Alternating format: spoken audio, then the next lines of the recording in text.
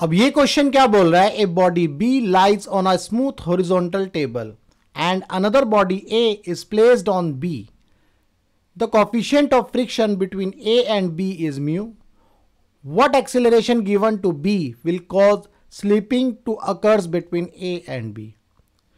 तो यहां पर मान लीजिए, यहां पर ये हमारा स्मूथ हॉरिजॉन्टल सरफेस है, इसके ऊपर एक बॉडी बी है जो इस तरह से रखी गई है। मान लीजिए उसका सरफेस प्रोफाइल में ड्रॉ कर देता हूं, ये सरफेस प्रोफाइल के हिसाब से मैं ड्रॉ कर रहा हूं, ध्यान रखिएगा।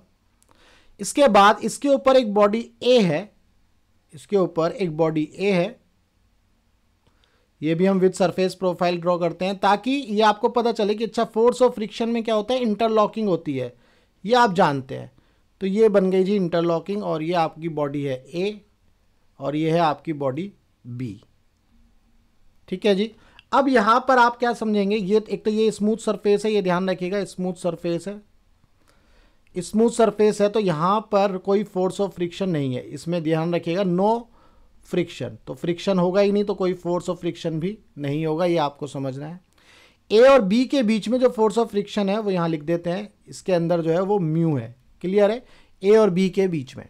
अब आपको ये समझना होगा, जब हम बी के ऊपर कोई एक्सीलरेशन लगाते हैं ए, इसको ए एक्सीलरेशन से मूव कराया, अब चूंकि ए और बी दोनों इंटरलॉकिंग है और बी जो है टेबल के ऊपर जो स्मूथ सरफेस है उसमें कोई फोर्स ऑफ फ्रिक्शन नहीं है, तो जब बी जो है राइट डायरेक्शन में मूव करेगा तो आपका ए बी तो किस डायरेक्शन में मूव करेगा, इसी डायरेक्शन में मूव करेगा, दैट मीन्स राइट डायरेक्शन में मूव करेगा। तो जिस एक्सीलरेशन से बी मूव करेगा उसी एक्सीलरेशन से आपका ए भी मूव करेगा, ये आपको समझना होगा क्योंकि ये एक तरह से इंटरलॉकिंग है। ठीक है, तो क्या होगा बेसिकली, जो बी है ए के ऊपर, देखो यहां से जैसे इस पॉइंट को पकड़े तो ये इसके ऊपर फोर्स लगाएगा बी के ऊपर इस डायरेक्शन में, मान लो ये वाला जो सरफेस है इसके ऊपर फोर्स लगाएगा, इसको ऐसे समझ लेते हैं, मान लो ये आपका बी का सरफेस है और ये आपका ए का सरफेस है। अब हम इस बी को खींच रहे हैं इधर, तो ये जो सरफेस जब इसके साथ कांटेक्ट में आएगा, यानी कि ये बी का सरफेस है और ये ए का सरफेस है, जब हम बी को खींच रहे हैं तो ये वाला जो पोर्शन है ए का, ये भी तो इसी डायरेक्शन में मूव कर जाएगा। ठीक है, जैसे आप हथेली को पकड़ो और एक हथेली से दबाओ तो बी एक लेफ्ट हैंड की हथेली है या हथेली है और ए राइट हैंड की, तो आप बी के ऊपर फोर्स लगाओ तो ए भी मूव करता चला जाएगा, बिल्कुल वैसे ही समझ लीजिए। तो यहाँ पर ए के ऊपर भी एक्सीलरेशन आएगा, तो ए के ऊपर जो फोर्स ऑफ फ्रिक्शन लग रहा है, ए बॉडी है जिसके ऊपर फोर्स ऑफ फ्रिक्शन लग रहा है वो एफ लगेगा। और अगर हम बी की बात करें तो बी के ऊपर फोर्स ऑफ फ्रिक्शन ये इस डायरेक्शन में लगेगा, अपोजिट डायरेक्शन में। ठीक है जी, ये इस डायरेक्शन में लगेगा। ए कहेगा कि नहीं मैं तेरे को अपोज करूंगा, तेरे मोशन को रोकूंगा। ठीक, तो अब हम यहां क्या करेंगे, ए को एनालाइज करेंगे। ए के ऊपर देखो कौन सा फोर्स लगा है, फोर्स ऑफ फ्रिक्शन, किस एक्सेलरेशन से मूव करेगा, एक्सेलरेशन ए से। अब ए के ऊपर बी की वजह से नॉर्मल रिएक्शन लगेगा इस डायरेक्शन में, ये आ गया जी नॉर्मल रिएक्शन। ठीक है जी, इसका वेट जो है डाउनवर्ड एक्ट करेगा, ये आपको पता है। स्मॉल एम ये मास ऑफ ए है, ऐसा लिख लेना एम ए जी।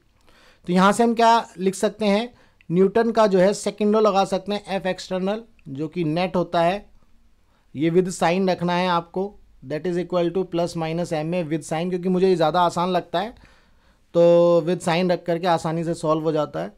तरीका है सबका अपना अपना अलग, तो आप अपने हिसाब से कर सकते हैं।